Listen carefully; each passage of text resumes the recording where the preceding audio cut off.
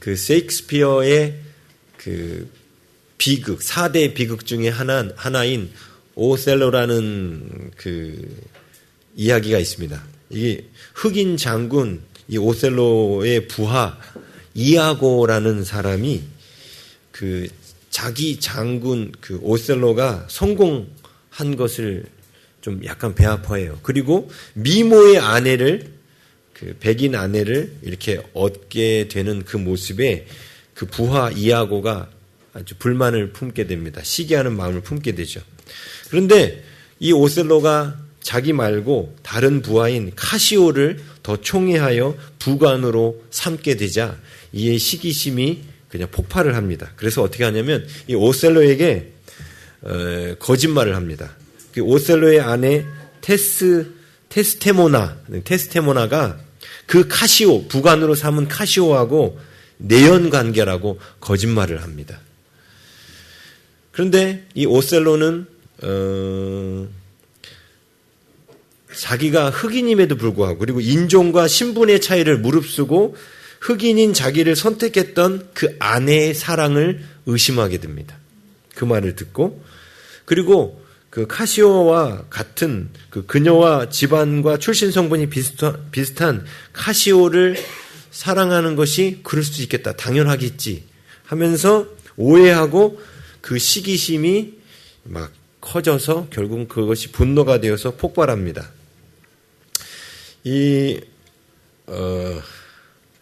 오셀로는 타고난 신분과 인종으로 인한 그 피해의식, 자기가 흑인이기 때문에 그리고 자신을 차별 대우한 사회에 대한 그 분노와 시기가 복합적으로 작용하면서 결국은 그 아내를 죽이고 맙니다.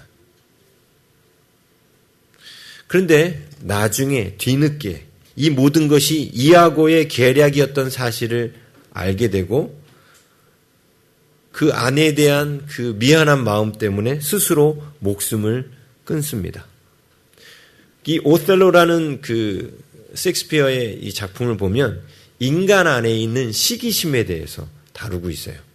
그래서 이아고라는 사람이 잘 나가는 흑인 장군 오셀로를 시기하고 또 오셀로도 잘 나가고 있었지만 이아고의 계략에 넘어가서 자기 아내와 그 부관을 시기하여서 결국 이런 비극적인 이야기가 일어납니다.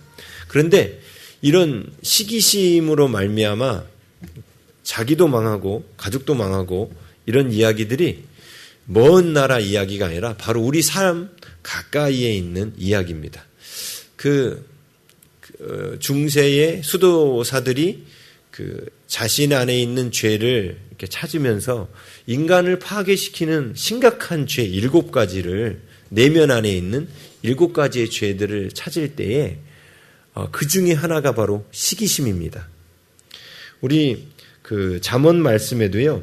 평온한 마음은 육신의 생명이나 시기는 뼈를 썩게 하느니라 라고 말합니다. 오늘 그 설교 제목이 뼈를 썩게 하는 시기심이에요. 그런데 또 아이러니하게도 이런 그 시기심이 이스라엘이 만들어진 백그라운드입니다.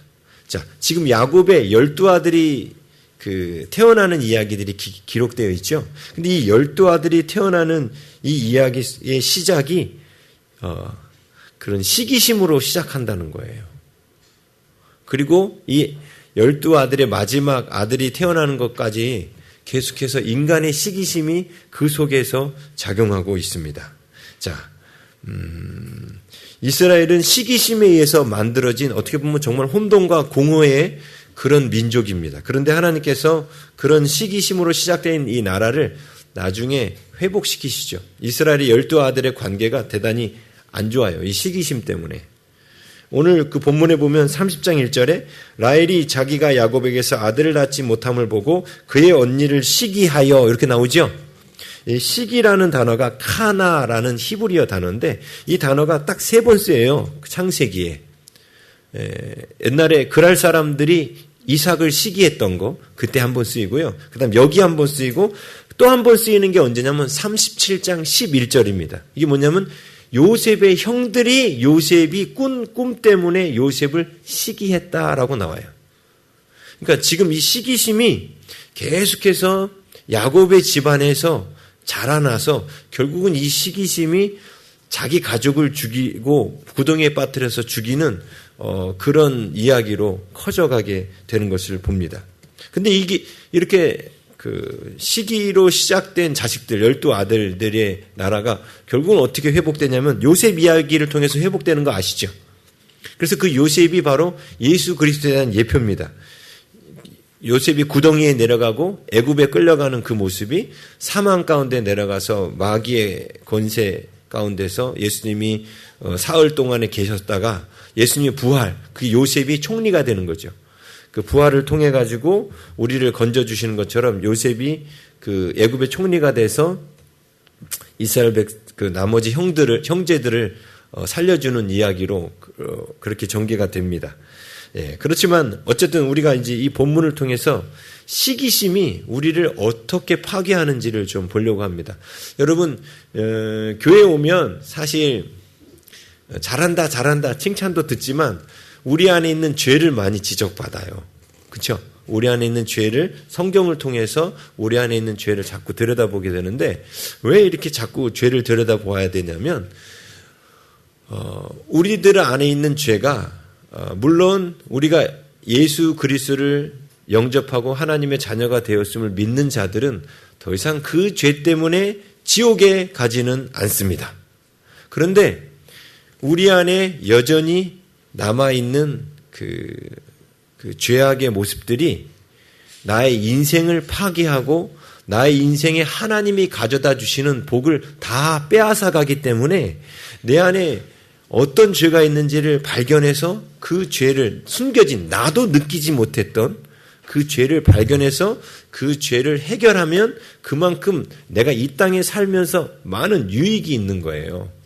지금 이렇게 설교가 시작됐는데 오늘 말씀을 이렇게 들을 때에도 이 말씀을 통해서 내 안에 있는 혹시 내 안에도 이런 시기심이 있는가를 생각해보고 발견해서 그렇구나. 내가 생각해보니까 친구들한테 이럴 때 이런 시기심을 갖고 있구나. 이런 걸 발견해서 그 시기심을 해결하면 하나님께서 우리에게 주신 많은 은혜와 복들, 이 땅에서 누릴 수 있는 것들이 회복됩니다. 그런데 우리 안에 있는 죄를 발견해내지 못하면 그 죄로 말미암아 우리 삶에 온 많은 그 나쁜 악의 영향들이 그대로 우리 삶에 피해를 끼쳐요. 우리가 예수님을 믿는 믿음으로 천국은 가게 되지만 이 땅에서 일단 죄를 발견하지 못하고 해결하지 못하면 피해도 받고 또 천국 가서도 백보자 앞에서 우리가 해결하지 못한 죄에 대해서는 하나님께 심판을 받는다라고 성경은 이야기합니다. 그래서 어떻게 보면은 교회는 좋은 얘기만 하는 것이 아니라 죄에 대한 얘기를 할 수밖에 없어요. 근데 그 죄에 대한 이야기를 통해서 나를 비춰보면서 내 안에 있는 죄를 끄집어내고 하나님 앞에 회개하면 그것이 나에게 복이 됩니다. 그렇죠? 우리 내 안에 나를 썩게 만드는 암덩이가 있다는 걸 깨닫고 그 암덩이를 조기에 발견해서 꺼내놓으면 내가 건강해지듯이 그래서 우리 안에 있는 죄를 발견하는 게 복이에요. 그래서 가끔씩 성도들도 농담 삼아 저한테 그런 얘기 하죠. 오늘도 목사님이 나를 향한 표적 설교를 했다고. 항상 설교를 하고 끝나고 나면 모든 성도들이 다 그런 생각을 하는 걸 보면 표적 설교는 아닌 거예요. 왜냐하면 모든 성도가 다 그런 생각을 하니까. 왜? 그 설교의 내용들이 오늘 이 설교의 내용들이 사실은 저에게도 엄청나게 적용되는 말씀 준비하면서도 제가 엄청나게 많이 찔렸던 그런 말씀이에요.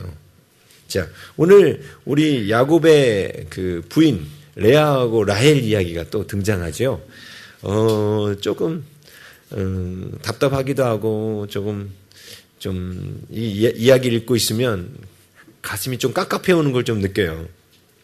우리 지난주에는 레아가 특별히 사랑받지 못했는데 하나님께서 레아를 야곱에게 남편에게도 사랑받지 못하고 동생에게도 늘 무시받고 동네 사람들에게도 아버지에게도 사랑받지 못했던 레아를 하나님께서 특별히 사랑하신 내용들을 봤습니다. 그렇죠? 레아의 그 약함 때문에 오히려 하나님께서 머무셨어요. 그렇죠? 네.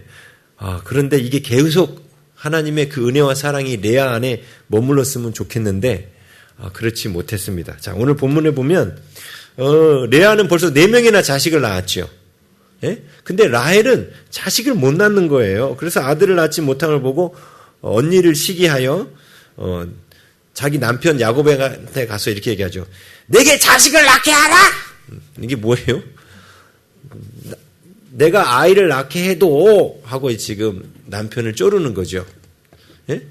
그런데 야곱이 라헬하고 합방을 안 했겠습니까?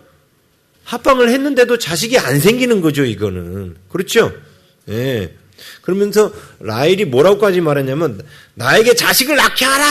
그렇지 아니하면 내가 죽겠노라! 이렇게 남편을 협박합니다. 가끔씩 남편들이 이런 협박을 아내들한테 받기도 하죠. 그 옷을 사달라! 안 사주면 내가 죽겠노라! 뭐 이런 협박을 받기도 하죠. 예? 근데 옷 사달라는 협박에 대해서는 까짓거 돈 좀 생기면 옷 사주면 해결되는 일이에요. 그죠? 예? 이게 여인에게 내려진 저주라고 그랬잖아요. 남편을 사모하고 모든 것을 남편을 통해서 다 해결하려고 그래. 우리 남편은 슈퍼맨이야. 우리 남편한테 부탁하면 남편은 뭐든지 다 해줘야 돼. 그리고 다 할 수 있어야 되고. 그래서 내 남편은 슈퍼맨. 이런 생각이 우리 저주받은 우리 여성 안에 있어요. 그래서 사실 야곱이 자식을 낳아줄 수 있습니까? 야곱이 어떻게 해요? 그걸 어떻게 해? 그렇죠. 못하죠. 그럼에도 불구하고 막 쫄라요. 그러니까 야곱도 이 말을 듣고 화가 나는 거예요. 왜냐하면 야곱이 지금 라헬한테 얼마나 잘해줬습니까? 그렇죠? 레아를 통해서 자식은 낳았지만 그래도 야곱의 마음은 오직 누구한테만 가 있어요? 라헬한테만 가 있어서 심지어는 레아가 첫째, 둘째, 셋째, 넷째 낳을 때 동안에도 사랑을 못 받으니까 이제는 자식을 낳을 때마다 야곱의 마음이 자기에게로 돌이킬까 하여 자식을 낳을 때마다 그 야곱한테 가서 보소서 아들이니이다. 계속 마음을 살려고 했잖아요. 그런데도 불구하고 야곱의 마음은 온통 누구한테 가 있습니까? 라헬에게 가 있거든요. 그러니까 라헬은 야곱의 사랑을 듬뿍 받고 있었어요. 그럼에도 불구하고 라헬은 모자랐어요. 자기가 받은 사랑이 모자란 거예요. 그러니까 야곱에게 더 많은 사랑을 요구하죠. 이것이 여인에게 내려진 저주라고 그러죠. 사실 많은 것을 누리고 있는데도 불구하고 이것을 하나님께 요구하는 것도 아니고 남편에게 요구해요. 남편에게 자꾸 뭘 해도 내가 원하는 이걸 해줘. 근데 야곱 입장에서는 하늘의 별도 따다 바치라면 아마 바쳤을 거예요. 야곱이 라헬을 얼마나 사랑했습니까? 그렇죠? 근데 이 자식 문제만큼 자신도 그렇게 할 수가 없는 일이거든요. 그러니까 야곱도 아마 처음으로 화를 낸 것 같아요. 여기 보면은 성을 내어 이르되 화를 냈다라고 나오죠. 화를 내어 이르되 그대를 임신하지 못하게 하시는 이는 하나님이시니 내가 하나님을 대신하겠느냐? 이렇게 이렇게 질문형으로 질문하는 것은 아주 강한 분노를 표현하는 거죠. 예. 내가 하나님을 대신하겠느냐? 분위기가 싸해지죠. 그러니까 라헬도 하고 이제 둘이 그래도 아마 야곱은 라헬을 포기 못했을 거예요. 그런데 이때 라헬이 생각해 보니까 그렇거든. 야곱에게 생식 능력이 없는 게 아니면 레아가 자식을 낳는 거 보면 증명이 되거든. 그럼 자기한테 문제가 있는 거잖아요. 라헬 자기한테. 그러니까 라헬이 어떻게 합니까? 그 종 빌하를 야곱에게 주면서 그렇게 말하죠. 제가 전에 사라하고 하갈 이야기하면서 당시 고대 근동 지방의 법에 대해서 말씀드렸죠. 여주인이 자식을 못 낳을 경우 자기의 종을 통해서 자식을 낳습니다. 그리고 그 자식은 자기의 자식이 되는 거예요. 그게 고대 근동 지방에 있던 법이에요. 그러니까 씨바지죠, 씨바지. 예. 그리고 그 사람의 아들은 안 되는 겁니다. 그러니까 지금 라헬도 그래서 이걸 알고 자기가 못 낳으니까 결국은 어떻게 하냐면 빌하를 야곱에게 넣어서 자식을 이제 합방을 지켜서 자식을 얻게 되죠. 근데 이 자식을 낳았을 때 이름을 뭐라고 붙였어요? 첫 번째 낳은 자식을 빌하가 낳은 첫 번째 자식을 단이라고 붙였어요. 이 이름의 뜻이 내 억울함을 푸셨다. 뭐 이런 뜻이에요. 그죠? 그리고 라헬이 그 빌하를 통해서 두 번째 아들을 얻었는데 그 이름을 납달리라고 했는데 그 이름의 뜻을 8절에는 경쟁하여 이겼다. 뭐 이런 식으로 이름을 줬죠. 근데 이 모습을 보고 갑자기 레아가 지금 사실은 스코어는 4대2예요. 아직 레아가 넷이 있죠. 2잖아요. 그러면 그냥 레아는 지가 아무리 뛰고 나와봐야 2명밖에 더 낳았겠어. 이러고 있어야 되는데 레아도 자기를 통해서 이제 더 이상 자식이 안 생기는 거예요. 그러니까 어떻게 합니까? 자기의 종 실바를 또 야곱에게 들여보냅니다. 그래서 실바가 자식을 낳았는데 그 이름을 갓, 복되도다라는 뜻의 갓이라는 이름을 주고요. 그 다음에 또 실바가 또 하나의 자식을 또 낳아요. 그래서 이름을 아셀이라고 줬고 기쁘도다. 대체 뭐가 기뻤을까? 그러니까 기쁘도다 하고 이렇게 이름을 짓습니다. 그래서 이제 여종들을 통해서는 4명의 자식이 이스라엘 12명의 아들 가운데 4명의 자식이 여종들을 통해서 이렇게 태어나게 되죠. 그런데 이렇게 되면 다시 몇 대 몇이 된 거예요? 6대 2가 됐죠. 라헬이 이거 갖고는 성이 안 차는 거예요. 왜? 자기가 직접 낳지 않았기 때문에. 자기 몸에 이상이 있다는 걸 알게 됐죠. 근데 왜 레아는 저렇게 자식을 잘 낳았을까? 자, 오늘 그런데 14절에 보면 이런 말씀이 나와요. 밀을 거둘 때 르우벤이 나가서, 이 밀을 거둘 때는 가을을 말하죠. 가을쯤이에요. 르우벤이 나가서 들에서 합 한 채를 발견합니다. 이때 르우벤의 나이가 대략 6세에서 7세 사이입니다. 아주 어린 나이예요. 예? 제가 말씀드렸죠. 르우벤하고 큰아들 르우벤하고 요셉하고 라헬이 낳은 첫째 아들 요셉하고 나이 차이가 7살 내지 한 8살 그 안쪽밖에 차이가 안 나요. 예? 자, 지금 자식을 낳고 있는 이 기간이 어떤 기간인지 기억하세요? 라반한테 속아서 7년을 더 일하고 있는 기간이에요. 그 기간 동안에 자식들이 지금 줄줄이 태어나고 있는 거예요.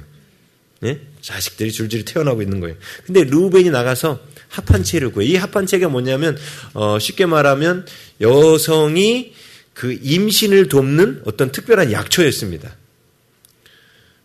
요즘에도 그런 거 있잖아요. 여성이 아랫배가 따뜻해야 임신이 잘 된다고 해가지고 익모초 이런 게 있어요. 그런 걸 마시면 아랫배가 따뜻해진다고. 아마 그런 거였던 것 같아요. 그래서 이 합한 채를 들고 르우벤이 이걸 왜 들고 왔을까요? 르우벤이 엄마한테 주려고. 예? 르우벤이 왜 이렇게 했는지 제가 전에 한번 설교했었죠. 예? 엄마한테 사랑받으려고. 엄마한테 사랑받으려고 그 조그만 꼬마애가 엄마한테 지금 사랑 못 받고 있는 거예요. 르우벤이. 예? 사랑 못 받고 있는 거예요. 제가 이 시기가 되게 중요한 시기라 했죠. 이 시기는 남자아이가 엄마로부터 사랑을 받아서 성에 대한 눈을 뜨는 시기라고 했습니다. 근데 르우벤이 이때 엄마가 사랑을 안 해줘요. 그래서 엄마한테 사랑받고 싶어서 엄마가 제일 갖고 싶어 하는 게 뭘까?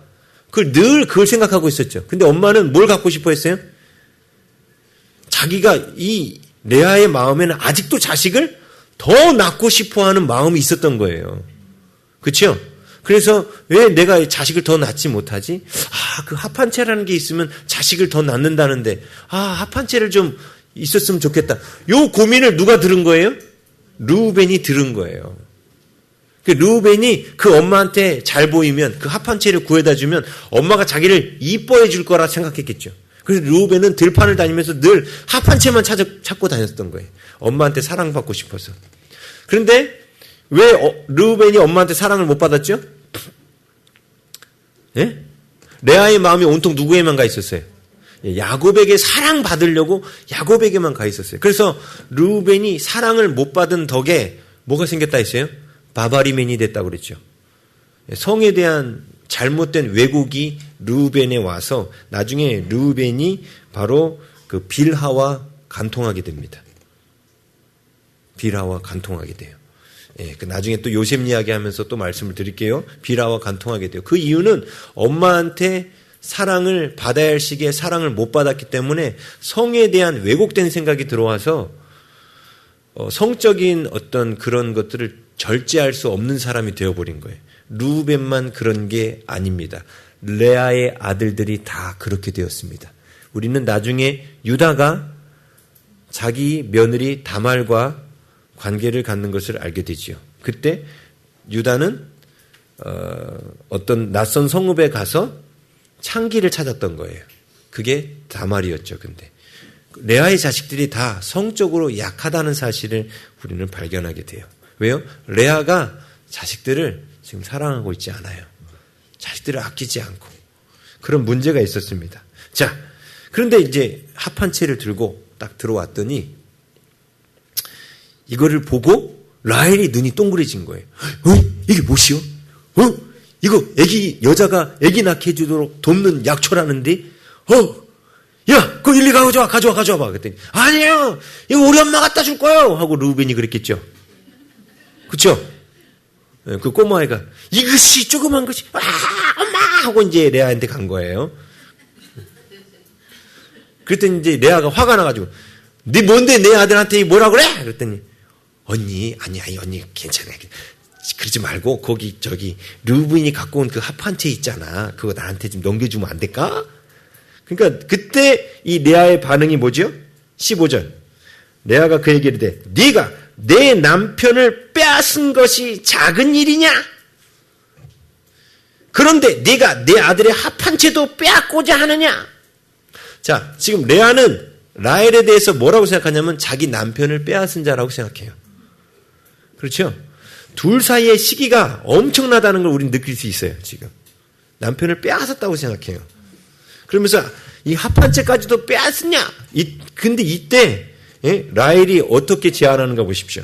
라헬이 이르되 그러면 언니의 아들의 합판체 대신에 오늘 밤 내 남편이 언니와 동침하리라. 자, 그러면 오늘 밤 그러니까 레아가 야곱하고 합방을 하는 이것이 권한이 누구에게 있는 거예요? 라헬에게 있는 거예요. 지금 계속해서 라헬이 자식이 태어나지 않으니까 종들도 못 들어오게 하고 레아도 못 들어오게 하는 거예요. 그래서 자기가 완전히 그 남편 야곱을 독차지하고 있는 그런 기간인 겁니다. 그런데도 자식이 계속 안 생기는 거예요. 지금 상황이. 그렇죠? 예? 그러니까 저물 때 야곱이 들어오니까 레아가 나와가지고 여보 오늘은 이 방이에요 하고 부르죠. 예? 그러면 뭐라고 말하냐면 내게로 들어오라. 내가 내 아들의 합판체로 당신을 샀노라. 값 주고 남편을 샀다는 거예요. 이게 레아의 마음이에요. 돈을 주고서라도 남편을 사고 싶은 거예요. 예, 참 비극입니다. 비극. 근데 그날 동침을 했는데 놀라운 건 17절 하나님이 레아의 소원을 들으셨다는 거예요. 레아의 소원이 뭐였을까요? 자식을 낳는 게 소원이에요?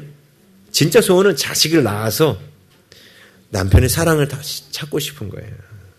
네, 찾고 싶은 거예요. 그런데 그게 됩니까? 소원을 들어서 자식을 낳긴 낳았어요. 그래서 그 아이의 이름을 이사갈, 그 값을 주셨다. 내가 합판체라는 값을 지불했더니 하나님께서 나에게 그 정당한 값을 주셨다고 하고 이사갈이라고 집니다. 그리고 다시 임신하여 6째 아들을 야곱에게 낳아주는데 그의 이름은 스불론이에요. 이 스불론이라는 이 단어가 히브리어로 자발이라는 단어에서 나온 단어인데 이거는 함께 거한다라는 뜻이에요. 그러면 이제는 그가 우리 20절에 나온 것처럼 이제는 그가 나와 함께 살리라. 그러면 여태까지 뭐 했다는 거예요? 함께 안 산다는 거예요. 그래도 레아가 넷째 유다 낳고는 좀 철들었지 않았습니까? 그렇죠? 그런데 지금 그것도 없어. 또 까먹었어. 하나님의 은혜도 까먹고 다시 이제는 그가 나와 함께 하리라. 하나님으로부터가 아니라 야곱으로부터 사랑을 받으려고 이렇게 반응을 하죠. 자, 그런데 그 이후에 하나님께서 이 라헬을 불쌍히 여기셔서 어떻게 합니까? 요셉이라는 자식을 주십니다.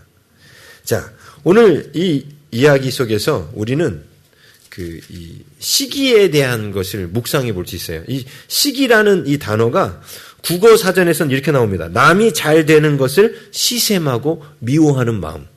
시기심이 뭐냐면 남이 잘 되는 것을 셈하고 미워하는 마음이에요. 여러분, 이 시기라는 말과 비슷한 말이 있어요. 질투라는 말이 있어요. 그렇죠? 모르세요? 시기 질투 그러잖아요. 예, 질투라는 말이 있는데 이것은 뭐냐면 역시 비슷해요. 이것도 이웃이 지닌 것을 자기가 소유하지 못한 것에 대해서 슬퍼하는 어떤 그런 마음이에요. 그런데 그 헬라어로 신약에서는 질투를 젤로스라는 단어로 썼고 시기를 푸토노스라는 단어로 썼어요. 좀 히브리어로는 그냥 카나라는 단어 하나로 표현되어 있지만 헬라 사람들은 이 시기와 질투를 좀 나눠놨습니다. 왜냐하면 질투하고 시기는 조금 다른 게 있어요. 질투는 초점이 자신에게 있습니다. 자신에게. 뭐냐면 이웃이 지닌 것을 내가 소유하지 못했다는 사실에 슬퍼하는 게 질투라고 얘기해요.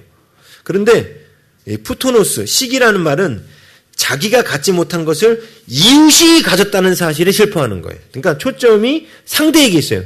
저 사람이 저걸 갖고 있어? 저 사람이 저걸 갖고 있어? 하고 상대에게 그 초점이 맞춰준 걸 시기라고 합니다. 왜 이렇게 단어를 나눠놨냐면 이 질투라는 말이 때로는 열정이라는 말로도 쓰여요. 열정.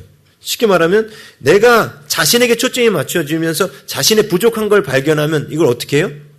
자신의 이 부족한 거를 저 사람이 갖고 있어. 그러면 나도 이 부족한 것을 채워야겠다 해서 뭔가 열심을 내서 더 노력하겠죠.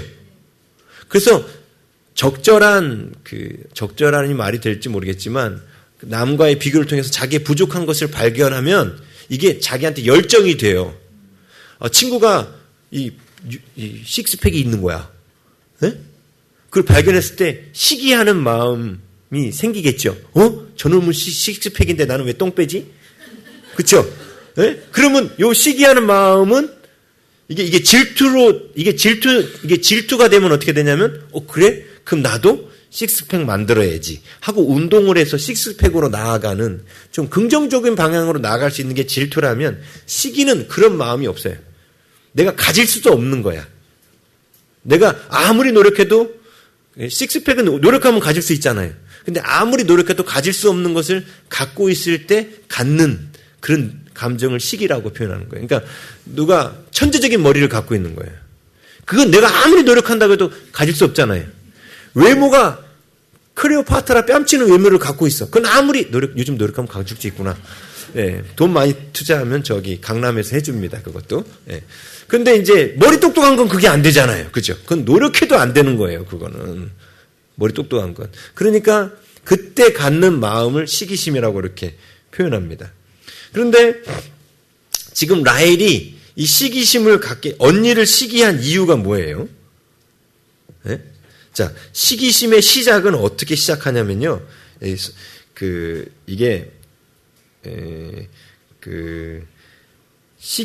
시기심은 항상 보는 것을 통해서 시작됩니다.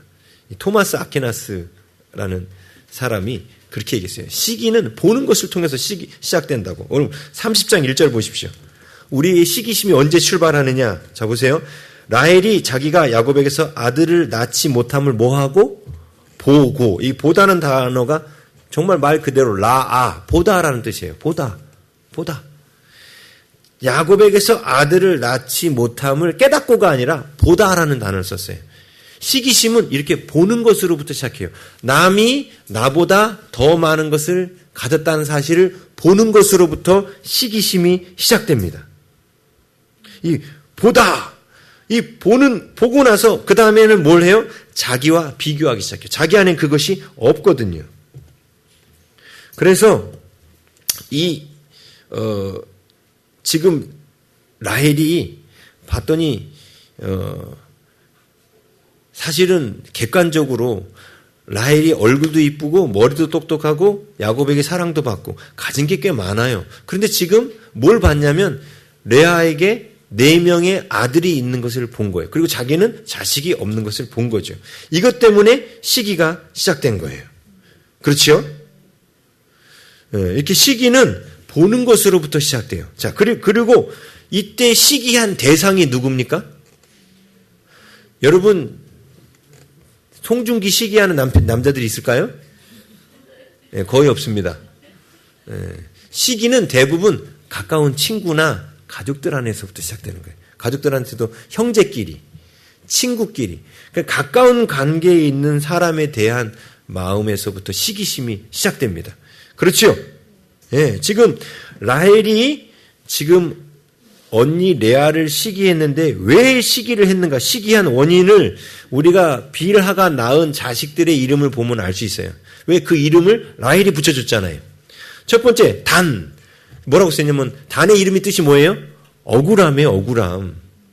자, 라헬의 시기심을 일으키게 만들었던 억울한 요소가 뭡니까? 뭐가 억울하다는 거예요? 대체 뭐가 억울하다는 거예요?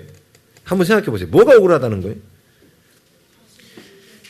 여태까지는 자기가 모든 부분에 있어서 언니를 앞섰거든.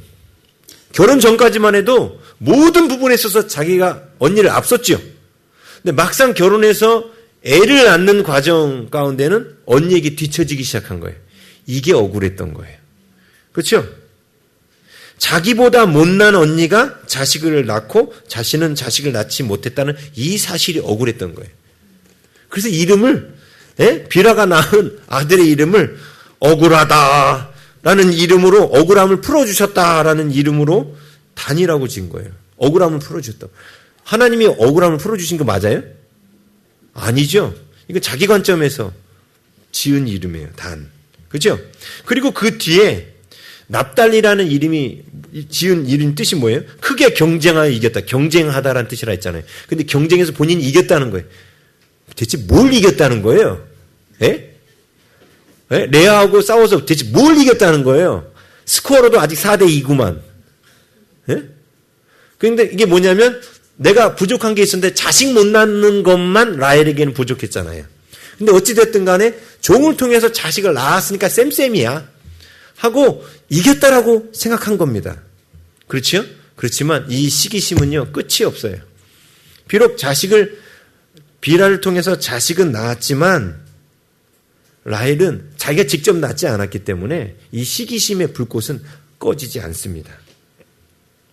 그렇죠? 예. 그런데 이렇게 시기한 결과, 그 결과가 어떻게 됐지요? 아까 제가 오셀로라는 그 처음에 그 셰익스피어 비극 얘기 해드렸지만 이 시기심은요, 우리한테 어떤 결과를 낳냐면 부메랑의 고통이 오게 만듭니다. 누군가를 시기했지 않습니까? 근데 시기한 결과로 결국은 나도 해를 받게 돼요. 그 오셀로가 시기한 것 때문에 그 카시오를 시기해서 아내를 죽였잖아요. 근데 그 결과 자기도 망하게 된다고요. 그렇죠? 자, 보세요.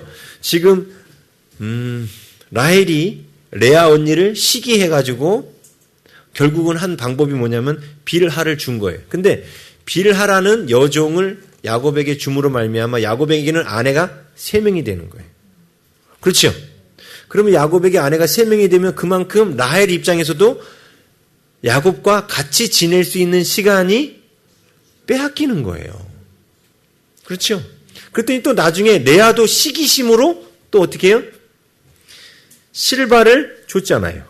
4명이 되는 거예요. 그럼 가뜩이나 남편하고 있을 시간도 많지 않은 레아가 또다시 줄어들지요. 그래서 시기심은요, 부메랑의 고통이 되어서 자기에게로 돌아와요. 여러분, 가끔 주위에 있는 친구나 누군가가, 저도 주위에 있는 제 친구 목회자들 가운데 목회가 개척했는데 목회가 잘 돼가지고 뭐 교회 건물을 지었다라 뭐 이런 얘기를 들으면 뭔가 이렇게 마음이 편하지 않은, 뭔가 이게, 그럼 뭔가, 뭐 기쁨, 그 말은 기쁨으로 축하한다라고 말하지만 뭔가 이게, 예? 대놓고 그 사람한테 이 나쁜 놈아 이렇게 소리는 안 나와도, 너만 잘 되고 나는 돌아보지 않느냐 뭐 이런 말은 안 나와도 이 뭔가, 예? 이 섭섭하고 하나님께 뭔가 이 섭섭한 것 같은 이 마음이 뭐예요? 이게 시기심이에요. 그렇죠? 근데 그 마음이 건강한 마음이 아니에요. 이 마음이 결국은 부메랑이 되어서 나를 파괴시킨다는 겁니다. 예? 그 유대인의 그 탈무드 이야기에 이런 얘기가 나와요. 시기심이 많은 친구하고 욕심이 많은 친구, 이 두 사람이 친구였어요. 예? 그런데 어느 날 임금이 이 두 친구한테 이런 제안을 합니다. 너희 중에 한 명이 요청하면 무엇이든지 다 들어주마. 단 조건이 하나 있다. 그 한 명한테 들어준 거 요청을 하면 그 한 명에게 그 요청을 들어줄 텐데 단 옆 사람에게는 요청하는 것에 2배를 주겠다. 이렇게 얘기를 해요. 그러면 이 욕심 많은 친구가 저에게 100억을 주십시오. 그럼 옆 사람 시기 많은 친구한테 얼마가 가는 거예요? 200억이 가는 거예요. 그러니까 이 욕심 많은 친구는 말을 못해. 욕심이 많으니까. 네? 근데 시기심이 많은 친구도 계산을 해보니까 자기가 뭔가를 달라고 하면 이쪽이 2배가 가잖아. 그리고 말을 못하다가 욕심 많은 친구는 결국은 말을 안 했는데 이 시기심이 많은 친구가 이렇게 이야기합니다. 뭐라고 얘기하냐면 임금님 저의 왼쪽 눈을 빼주십시오. 그럼 어떻게 돼요? 저 사람의 2눈을 빼게 되는 거예요. 이게 시기심이 많은 사람의 결과라는 거예요. 시기가 결국 우리를 이렇게 망가뜨려요. 예? 그리고 우리 시기심을 계속해서 갖고 있으면 자꾸만 그 상대의 다른 약점들을 자꾸 찾으려고 그래요. 그래서 막 그걸 갖고 너는 그건 잘하지만 너 이거 못하지, 이거 못하지, 이거 못하지. 그래서 그 사람을 어떻게든 깎아내리려고 하면서 그 사람을 상대를 비난하게 됩니다. 그래서 자꾸 죄가 커져요. 그렇게 비난하면서 스스로 만족하고 스스로 위로를 하지요. 근데도 안 참으면 어떻게 하는 줄 아십니까? 요즘에 화성 연쇄살인 사건 이춘태인가? 아무튼 그 사람 DNA 그걸로 잡혔다 했잖아요. 근데 이 화성 연쇄살인 사건의 범인이 교도소에 있거나 죽었을 거라고 알아맞힌 사람이 있어요. 예? 윤영철인가? 예, 아무튼 거식이 있어요. 네. 제가 이름 또 까먹었네. 설교 준비해서 받아놨는데. 근데 그 사람이 이걸 맞췄어요. 근데 놀라운 건 그 사람은 21명인가를 연쇄살인을 했어요. 근데 그 사람의 살인 동기가 뭐였냐면 시기심이었습니다. 가진 자들이 내가 가질 수 없는 것을 가졌다라는 그 마음 때문에 나는 그렇게 가질 수 없고 그것 때문에 사람을 죽이기 시작한 거예요. 시기심 때문에. 이 시기심이라는 게 가만히 놔두면 되게 무서운 거예요. 여러분이 단지 친구가 나보다 조금 나은 것을 시기하는 그 정도가 그럴 수도 있지 이렇게 생각하는데요. 그 시기심이 커지면 심지어 오셀로도 그런 것처럼 오셀로도 자기 아내를 죽였잖아요. 누군가를 죽일 수도 있는 거예요. 이 시기심은. 그래서 나중에 요셉의 형들이 요셉을 죽이려고 그랬잖아요. 그 시기심이 커져서. 여러분, 그래서 이 시기심이 대단히 무서운 겁니다. 근데 여러분 안에도 시기심이 있을까요? 없을까요? 있죠. 예. 근데 그 시기심이 올라올 때 우리가 빨리 발견하고 그것을 묶어버려야 돼요. 그리고 내보내야 돼요. 이 악하고 더러운 시기심의 영아 나에게서 떠나갈지어다 라고 선포하셔야 돼요. 마귀가 이것을 통해서 우리를 넘어뜨리기 때문에 그렇습니다. 그러면 어떻게 하면 우리가 이 시기심을 이길 수 있을까요? 물론 대적 기도는 해야겠죠.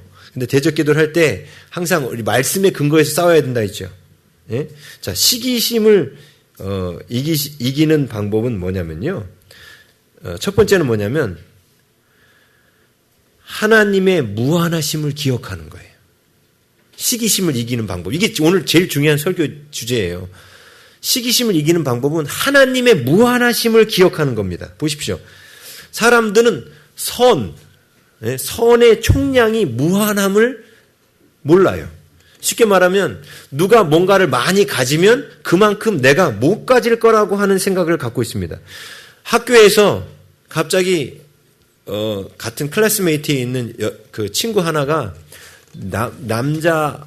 남학생들한테 막 인기를 끌으면 그 여학생을 시기하죠. 그게 무슨 뜻이에요? 많은 남학생들이 그 여학생을 사랑하면 나를 향한 남학생들의 시선이 오지 않을 거라고 생각하는 거예요. 그죠? 그래서 시기하는 거 아닙니까? 그런데 질문 드려보겠습니다. 그 이쁘장하게 생긴 여학생이 그 좋아하는 모든 남학생을 다 차지할 수 있을까요? 그래봐야 한 명이겠죠? 자, 그러면 여기 시기하고 있는 이 여학생은 한 명도 안 나타날까요? 나타나겠죠. 그렇죠? 그래서 늘 시집 장가들 가셨잖아. 그죠? 나타나요. 그런데 우리는 생각하기를 내 친구가 모든 사람에게 인기를 끌고 가면 나한테는 사람들이 주목하지 않고 인기를 주지 않을 거라는 생각 때문에. 아니요. 사람들은 그 친구도 인기를 끌고 나에게도 인기를 끌도록 나에게 공급하실 수 있는 분이 하나님이셔요. 그 사실을 망각하는 거예요. 그렇죠? 오늘 라헬을 보면 어땠습니까? 라헬은 자신이 계속해서 자식을 못 낳을 거라고 단정지었죠. 네? 못 낳을 거라고 단정지었죠. 그리고 하나님께서 자신에게 자식을 주실 수 있는 하나님은 무한한 능력을 갖고 계신다는 사실을 망각한 거예요. 누군가가 제가 아까 말씀드렸죠.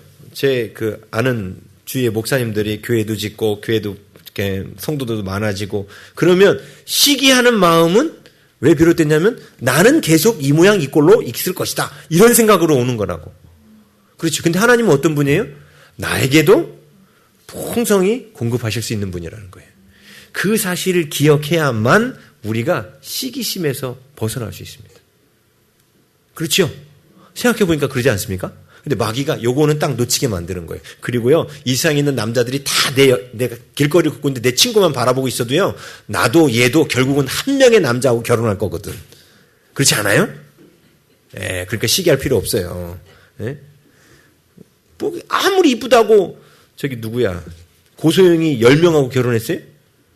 장동건 물론 장동건이 잘생기긴 했어. 그래도 한 명하고 결혼했잖아. 그치요?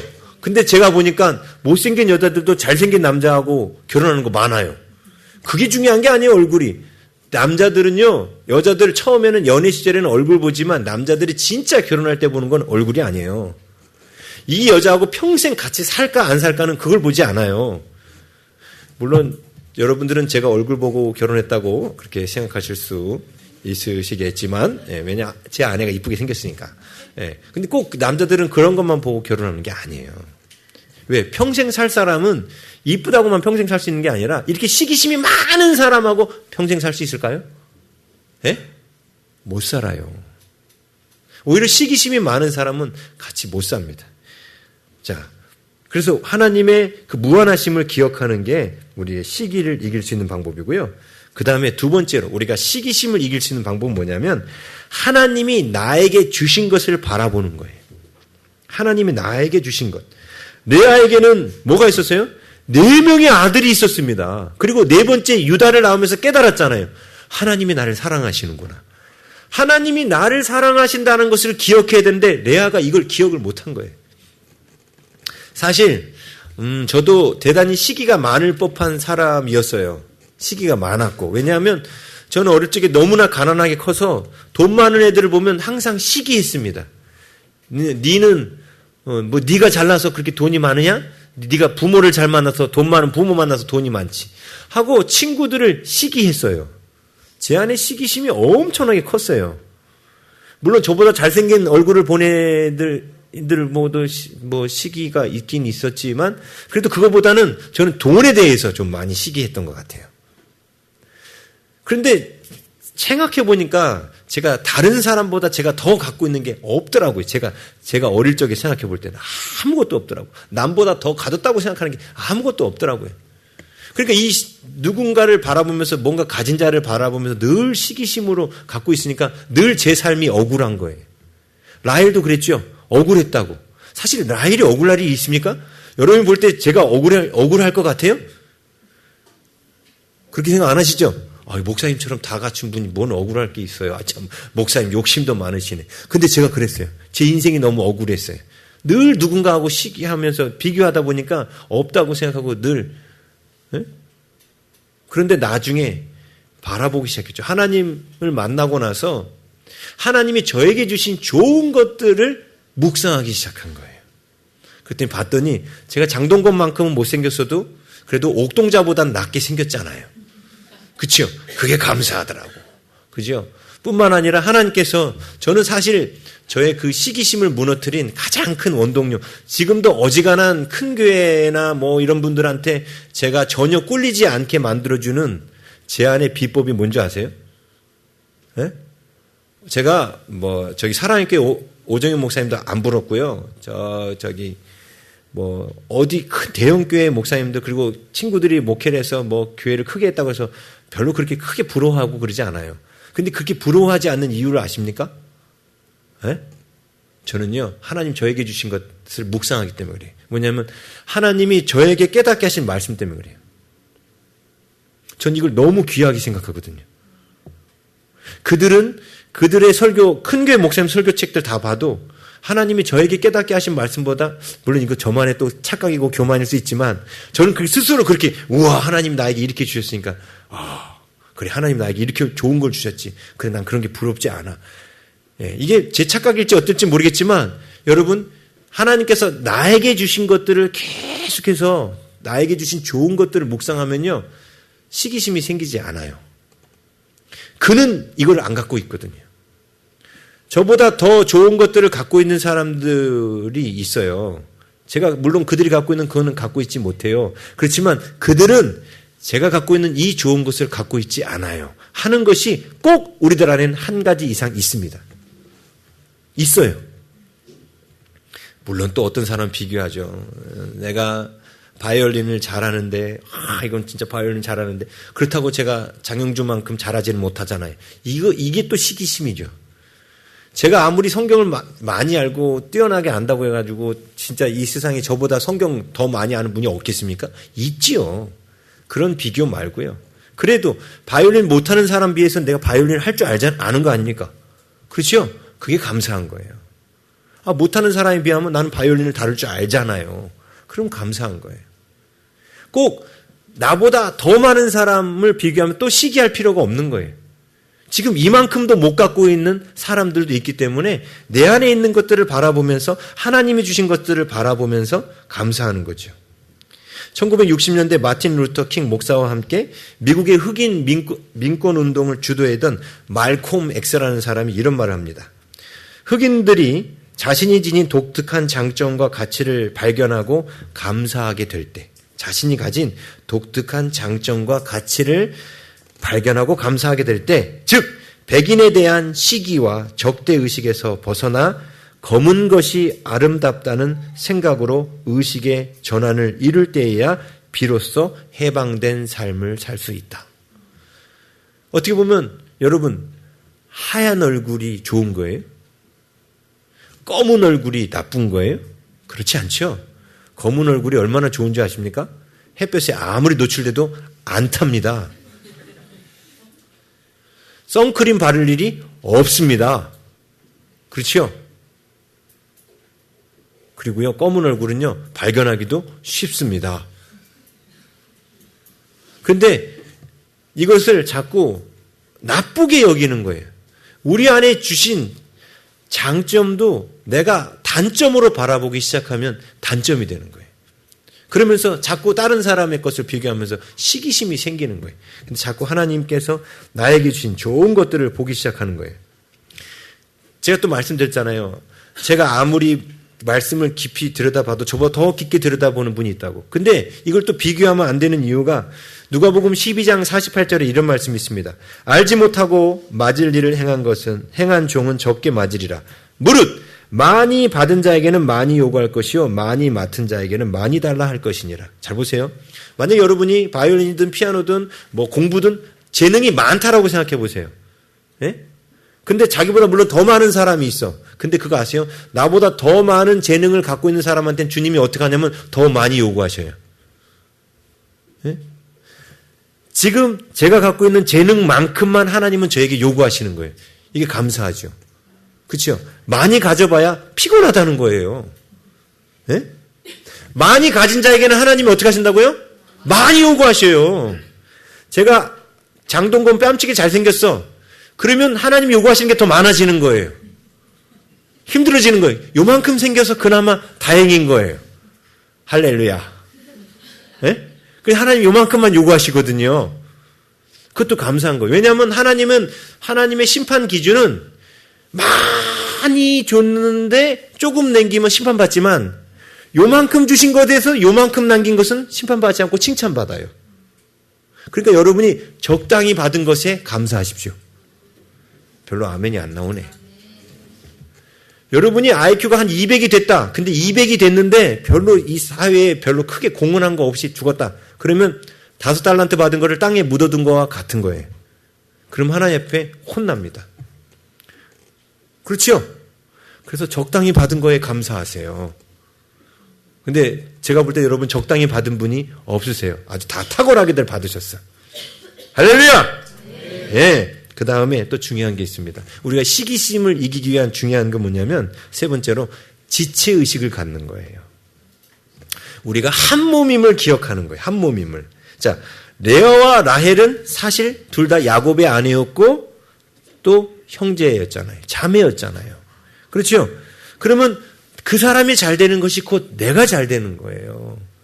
자, 보세요. 야곱이 자기를 통해서는, 라헬을 통해서는 자식을 못 낳았어도 레아를 통해서 자식을 낳았으면 야곱을 지켜줄 든든한 자녀들이 많으니까 감사한 거죠. 그리고 이 레아의 자식들이 야곱하고 레아만 지켜주겠어요? 라헬 자기도 지켜주지? 그렇죠. 이렇게 생각했으면 시기할 일이 없었던 거죠. 그렇죠. 그런데 그렇게 생각하지 않은 거예요. 같은 한 몸이라고 생각하지 않은 거예요. 나중에 그 야곱의 10명의 아들이 요셉을 팔아넘긴 이유도 그거였죠. 이 아이의 똑똑함이, 그 이 아이의 탁월함이 자기들에게, 형제들에게 도움이 될 거라는 생각을 못한 거예요. 아버지가 얘만 사랑하는 이것이 자기들의 인생에 얼마나 보탬이 될지를 몰랐던 거예요. 그런데 사실 야곱이 요셉을 특별히 더 사랑한 건 맞습니다. 그러니까 형들의 입장에서 당연히 시기할 만하지요. 그런데 그거 아세요? 야곱이 요셉을 사랑하지 않았으면 절대로 요셉은 애굽의 총리가 될 수 없었어요. 그 이유는 사명선언서 수련회 때 오시면 들을 수 있습니다. 그 이유는. 예. 사실 야곱이 요셉을 사랑해 줬기 때문에 이 집안 전체를 구원할 수 있는 사람이 된 거예요. 그 요셉 덕분에 사실 그 흉년의 기간 동안에 함께 먹고 살지 않습니까? 그죠? 이게 지체의식이에요. 형제들 중에 옛날에 그런 거 있었어요. 자식이 많으면 아버지가 누구한테 투자해요? 제일 똑똑한 아들한테 투자하죠. 원래 맏아들이 좀 똑똑하면 맏아들한테 학비를 다 지원해줘요. 근데 맏아들이 안 똑똑해. 그러면 둘째나 셋째가 똑똑하다. 그러면 똑똑한 아들한테 학비를 다 지원해주고 큰형일지라도 내 열심히 돈 벌어가지고 이 아들을 밀어야 된다고 해줍니다. 왜 부모님들이 그렇게 했을까요? 첫째가 미워서? 머리가 나빠서? 아니요. 왜 그랬지요? 그 아이가 잘 돼서 나머지 형제들을 도우라고. 그래서 그렇게 한 거예요.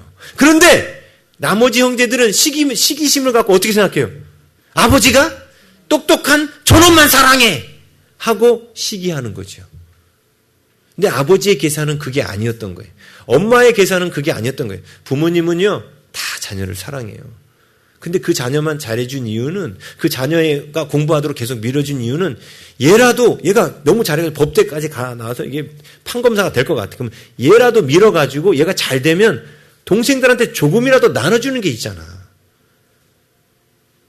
그러면서 이 아이에게는 그것만 심어주면 되는 거예요. 너가 잘 됐을 때 형제들을 절대로 잊지 마라. 이것만 심어주면 되는 거예요. 그렇죠? 그런데 오늘날도 그 시기심이 사회주의를 만든 거예요. 부자들이 나보다 더 갖고 있다는 그 생각 때문에 막 시기해가지고 부자들이나 나나 공평하게 똑같이 가져야 돼. 이 생각 때문에. 그래서 지금 그 아르바이트생들의 그 최저임금이 높아지면서 아르바이트생들의 그 임금을 많이 주잖아요. 그리고 부자들 거 자꾸 뺏어오잖아요. 자, 그러면 그게 시기심 때문에 그렇게 된 거거든요. 어떻게 된 줄 아세요? 둘 다 망해요. 둘 다 망해요. 지금 돈 가지고 사람을 부리는 사람은 인건비가 너무 올라가가지고 사람을 둘 쓰다가 한 명밖에 못 쓰는 거예요. 그죠? 한 명밖에 못 쓰는 바람에 이때 고용된 나는 행복하겠지만 만약에 내가 고용돼서 잘린 사람의 입장이라고 생각해 보세요. 부자들을 시기한 결과가 내가 직장이 잘린 거잖아요. 시기의 결과는 항상 자기에게로 부메랑처럼 돌아온다 그랬죠. 이 사회의 기득권층 그리고 돈 많은 사람들 이런 사람들을 시기하면 그게 부메랑이 되어서 결국은 나에게 돌아오는 거예요. 그런데 그도 또한 나와 한 지체라는 생각을 가져야 됩니다. 여러분 삼성이 잘 되는 게 배 아파서 삼성이 망해버리면 우리나라가 어떻게 될까요? 우리나라에 엄청난 사람들의 직장을 잃어버려요. 그렇죠? 여러분이 해외 나가가지고 핸드폰 들고 있을 때 한국 사람이라고 하면 삼성 뭐 이러죠. 삼성 때문에 대한민국은 몰라도 삼성은 아는 사람들도 있어요. 어느 나라에 가보면. 진짜 대한민국이라는 나라는 몰라요. 코리아는 몰라도 삼성은 아는 나라가 있어요. 제가 지금 삼성을 두둔하는 건 절대 아닙니다. 지체의식에 대해서 말씀드리는 거예요. 제가 유럽 여행 갔을 때 그랬거든요. 대한민국, 코리아는 몰라. 근데 삼성은 알더라고. 그리고 그 사람이 그 삼성이 일본 기업인 줄 알더라고요. No Japan! 삼성 is Korea! 참, 삼성 is located Korea! 막 제가 이렇게 말을 해줬어요. 삼성은 한국 기업이다. 한국 기업! 막 이렇게. 한국은 몰라. 네? 자, 이게 지체의식이라는 거예요. 그래서 꼭 가진 자가 잘 되는 것이 나의 것을 빼앗아 간다는 그 시기심 버려야 됩니다. 그 마음 때문에 지금 이 사회가 사회주의가 확장돼 가고 있는 거예요. 그들이 잘 되는 것이 곧 내가 잘 되는 거예요. 자, 보십시오. 우리나라가 옛날 1960년대, 70년대, 제가 70년대 사람이잖아요. 근데 그때만 해도, 저 때만 해도 되게 못 살았어요. 그때만 해도, 저 때도 먹는 거에 대한 고민과 걱정이 많았습니다. 근데 지금은 안 그렇거든요. 수준이 훨씬 올라왔어요. 그런데 이게 잘 사는 사람만 잘 살게 된 게 아니라는 거예요. 아주 못 살던 사람들도 지금 기본적인 삶이 올라왔어요. 그런데 자꾸 이 시기심으로 말미암아 이 지체의식을 갖지 못한 이 시기심이 결국은 기득권층과 뭔가 가진 자들에 대한 불만으로 토로가 돼가지고 그들을 자꾸 깎아내려서 미국도 그래서 경제 위기가 왔지 않습니까? 그러다가 트럼프가 지금 가진 자들에게 세금 혜택도 주고 뭣도 해주고 막 공장들을 미국으로 끌어들이니까 어떻게 돼요? 미국의 경기가 살아나면서 미국의 근로자들이 일자리가 생겼잖아요. 그렇죠? 트럼프가 잘하는 돈 많은 사람들한테만 특혜를 주는 거예요? 특혜 줬어요. 근데 특혜 준 게 결국은 어떤 효과를 가져왔어요? 그 낮은 임금을 갖고 직장도 없던 노숙자들에게 직장이 돌아가게 됐다는 거예요. 근데 우리는 이건 생각을 안 해요. 그냥 항상 가진 자와 나 사이에 비교만 해요. 이게 마귀가 둘 사이를 갈라놓는 거예요. 지체의식을 가져야 됩니다. 고린도 교회에도 갈라졌죠. 바울파, 게바파, 아볼로파 막 갈라졌죠. 바울이 그들한테 뭐라고 말합니까? 나는 심었고 아볼로는 물을 주었다. 이게 지체의식이에요. 바울은 아볼로가 고린도 교회에서 인기를 끄는 것에 대해서 시기하지 않았어요. 사역이 다르다. 각각 나는 심는 사역이고 아볼로는 물 주는 사역이다. 지체이기 때문에 이런 생각을 할 수 있는 거예요. 여러분, 누구는 얼굴이 이쁘고 누구는 얼굴이 평범하고 이것도 중요한 게 아니에요. 다 우리가 갖고 있는 재능과 은사는 다 필요하고 쓸모 있을 때가 있는 거예요. 그런데 자꾸 우리가 비교하는 거예요. 우리는 한 가족입니다. 이 지체의식을 갖고 있어야만 시기심을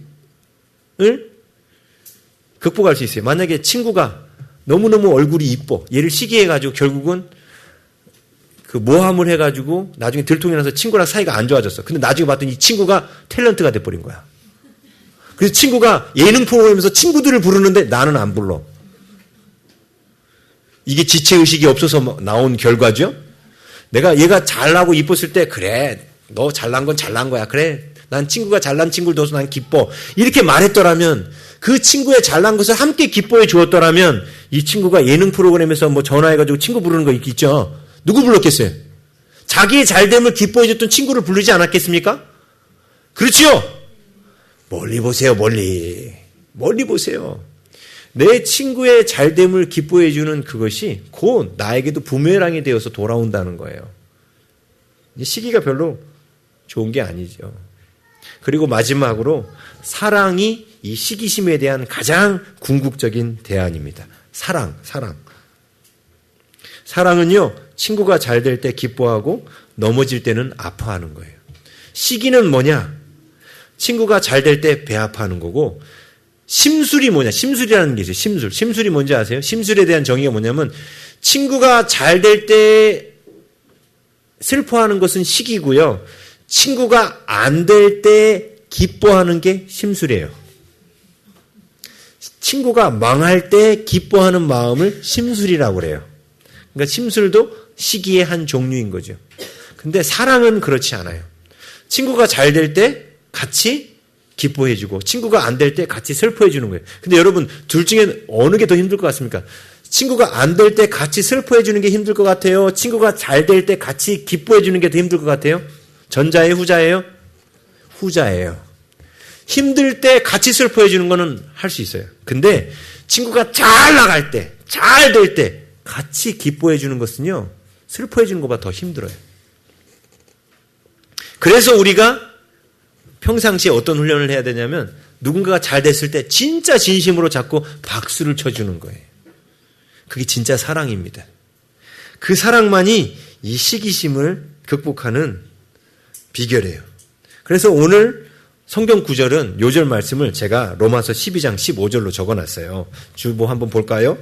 자, 함께 읽어보겠습니다. 시작.